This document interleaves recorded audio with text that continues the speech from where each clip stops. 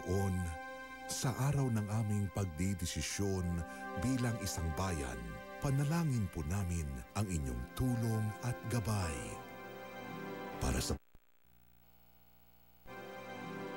mga opisyal, tagapamahala, volunteers, alagad ng batas at mga mamamahayag na aming magampanan ng tapat at ligtas ang aming tungkulin. Para sa mga botante na pumili ng tama at iboto ang tunay na mga karapat-dapat.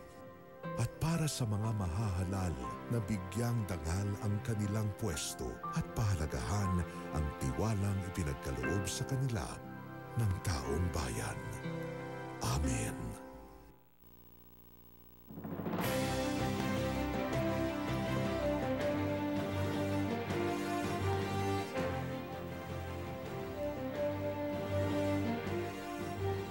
Magandang umaga mga kapuso, May 12, 2025.